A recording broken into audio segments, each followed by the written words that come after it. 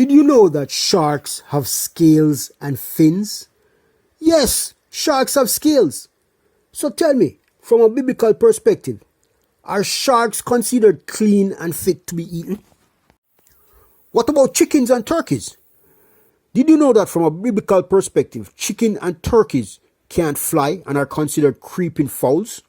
So are chicken and turkeys considered clean and fit to be eaten? Well, let's investigate.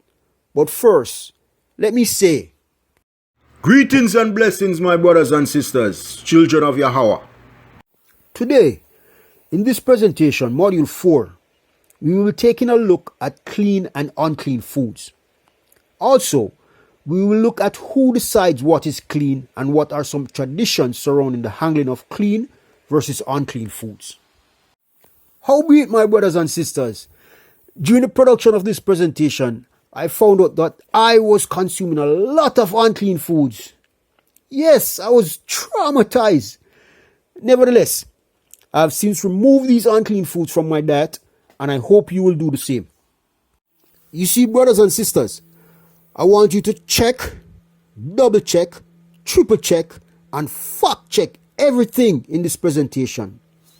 I challenge anyone to truthfully find and point out any lies in what is being said. Hence, if I say tuna and codfish, now codfish is what my Jamaican friends call saltfish. If I say tuna and codfish are unclean, just like sharks or chicken, turkey, the swine, and the dog are all unclean and not fit to be eaten from a biblical perspective, then know that what I say is true, and I challenge you to prove me wrong. If after doing your own research, you see my truth as your own, then do as I do and stop eating the unclean food. Do not be a fool. Furthermore, brothers and sisters, this presentation, Module 4, is broken down in 3 parts. Hence, this is the first of 3 parts. Module 4, Part 1. So, brothers and sisters, in order to investigate fully, we have to go back to creation and see what was and still is said about foods.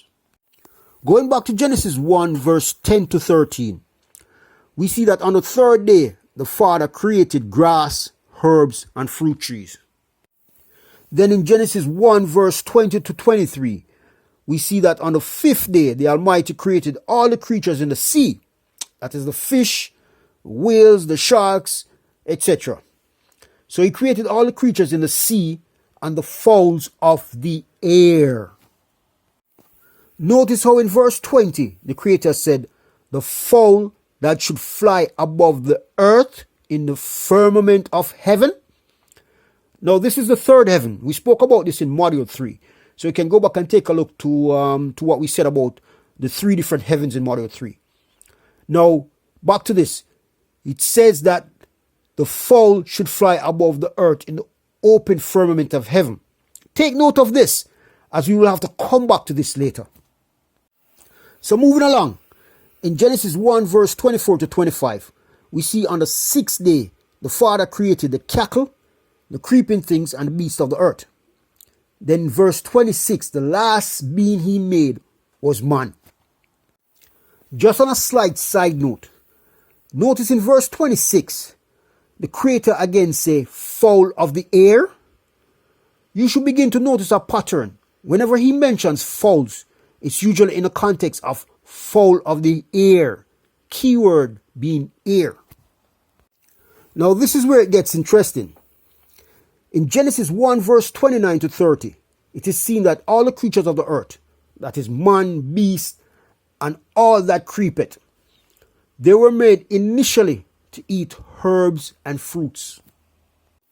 Notice it says every fruit and every herb is given by the Father to the creatures, including man.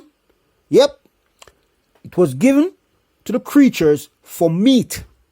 Now in this case, meat meant food.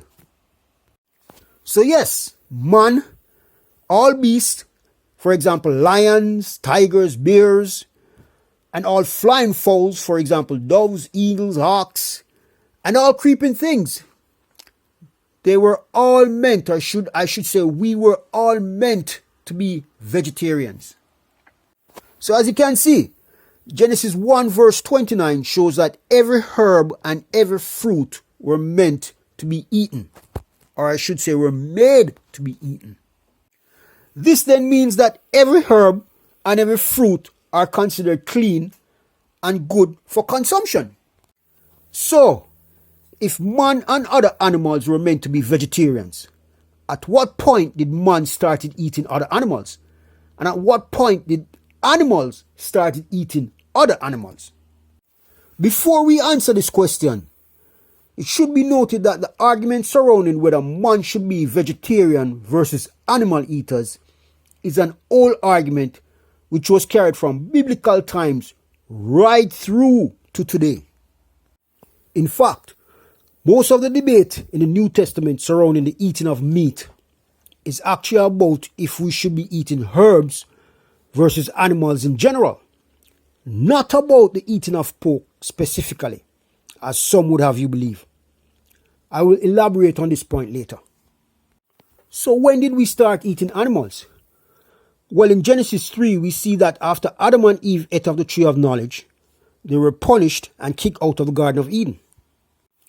Then in Genesis 4 verse 1 to 2, we see that Eve had two sons.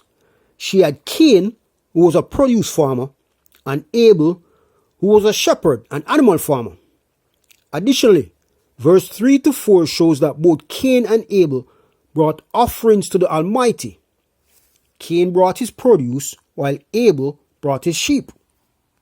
One can therefore deduce from this that after Adam and Eve were kicked out of the Garden of Eden, this is about the time that animals started eating other animals, as Abel was farming his sheep for food, of which he offered the best of his sheep as offering to the Father.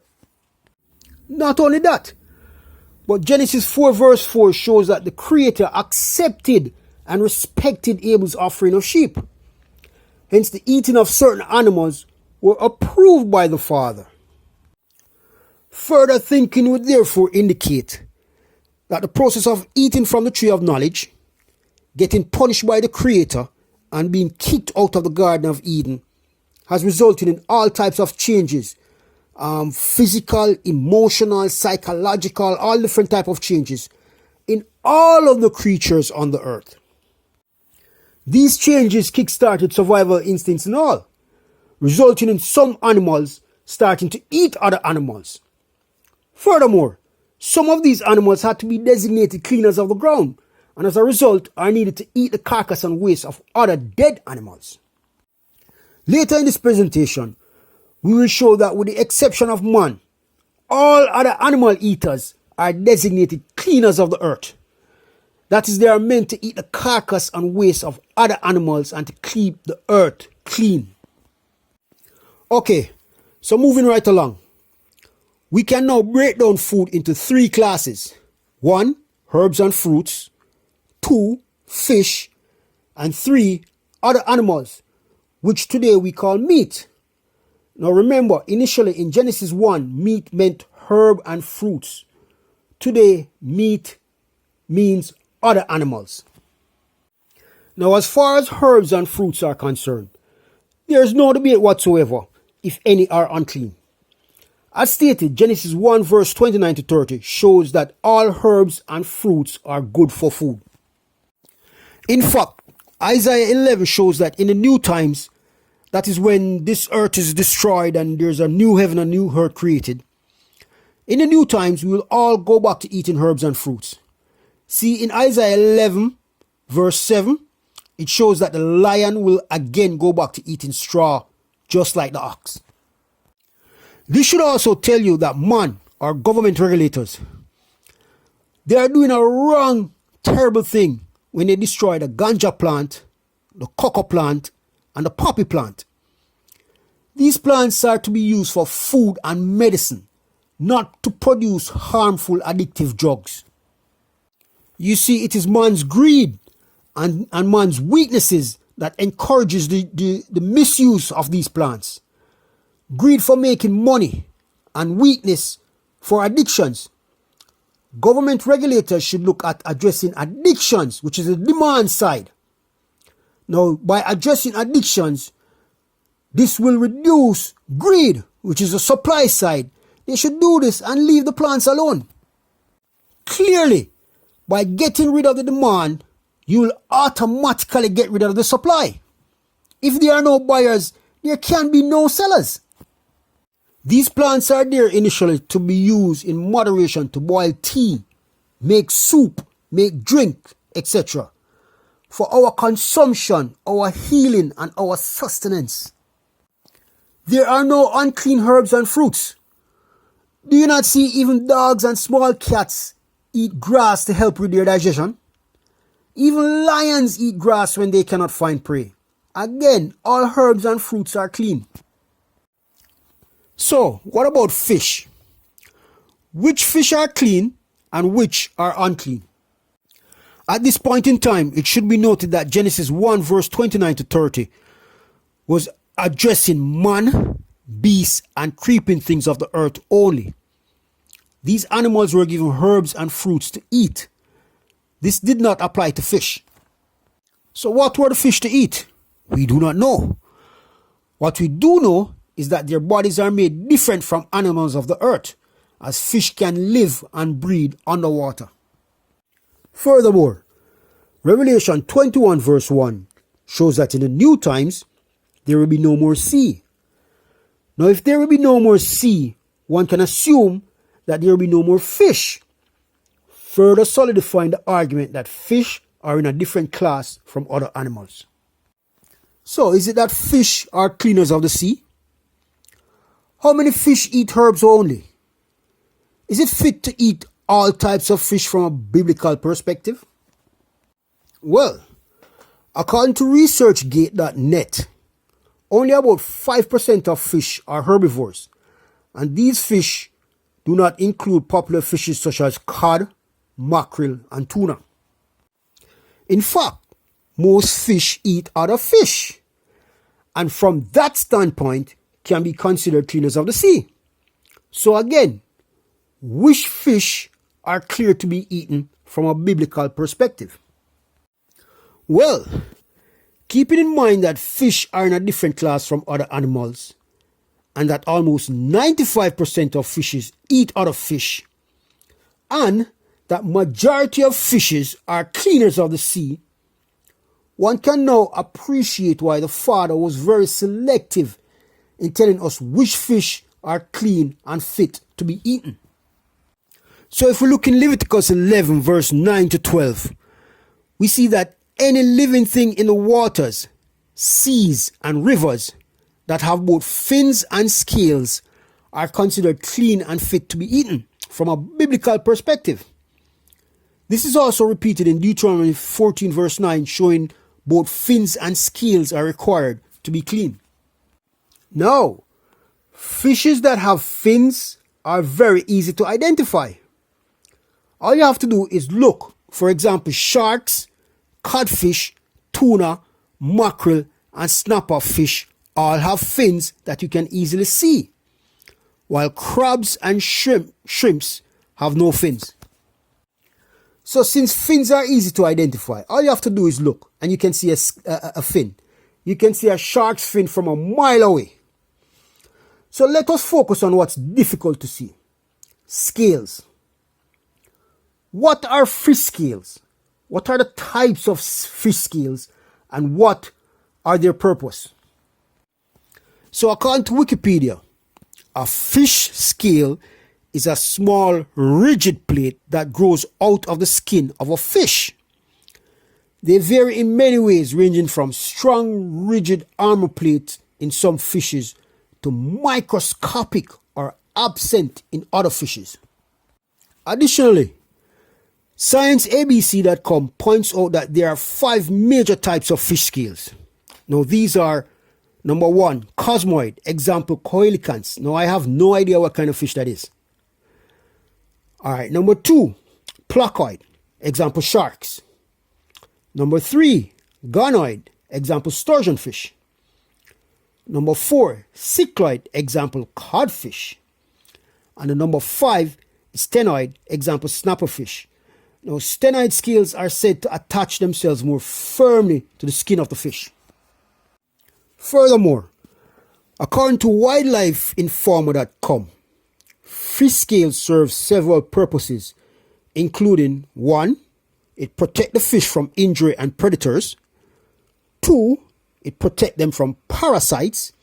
And 3. It helps them to move through the water quicker. Now, if scales protect the fish from parasites, then obviously one should prefer to firstly eat those fish that have relatively strong, sturdy scales covering almost all of the fish's body. And secondly, remove the scales before eating said fish, right? Now, we use the word relatively because smaller fishes such as sardines will have smaller scales when compared to larger fishes such as snapper, right? That does not mean we should not eat sardines. It just means that their smaller scales are made to match their smaller bodies. But chances are, pound for pound, their scales are strong. Note also that some large fish have little or no scales. And then there are some fish where the scales do not cover all of their bodies. Clearly, you can now see why the Father insists on fish with scales as being clean for us to consume. He says scales protect the fish from parasites, and none of us in our right mind would want to eat fish with parasites. However, almost all fishes have scales, so which is clean and which is not? Howbeit even sharks have fins and scales. Does this mean we should eat sharks? In order to answer the question of which fish with scales to eat, one should immerse oneself in biblical days. It should be safe to assume that fishermen back then didn't rely on magnifying glass or microscopes to look at which fish have scales and which didn't. Hence, if a fish was caught and the naked eye could not see fins and scales on the fish, it would be considered unclean and thrown back in the water.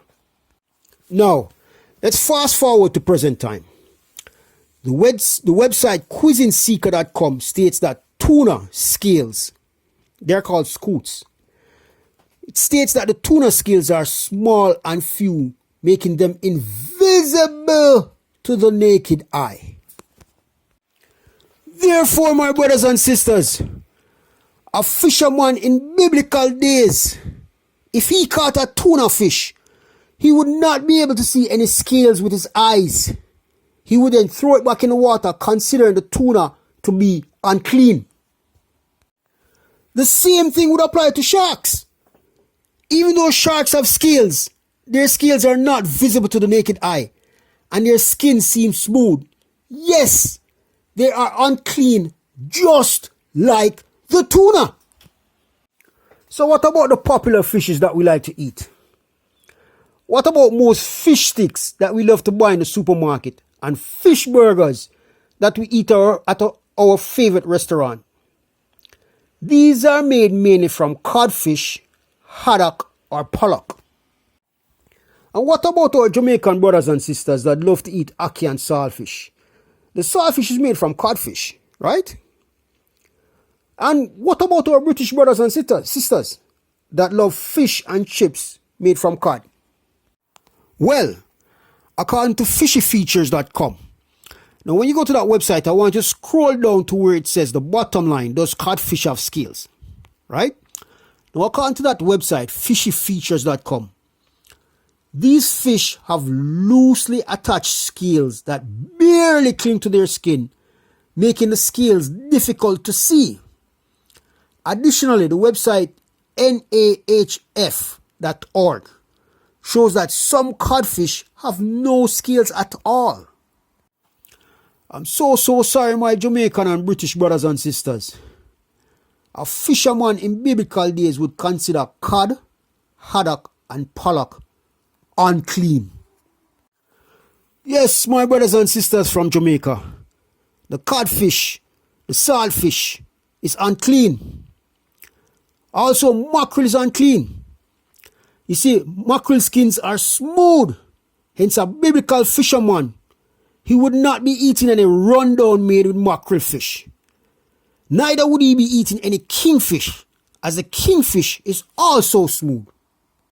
So brothers and sisters, if you look at a fish with the naked eye and cannot see any scales with the naked eye, then that fish is unclean. So some examples of clean fish that have very visible fins and scales include the snapper fish, sardines, and grunt, among others. So let us now turn our attention to the third and final food class, animals, which we call meat today. However, due to time constraints, let us continue in part 2. Please subscribe and join me in Module 4, Part 2.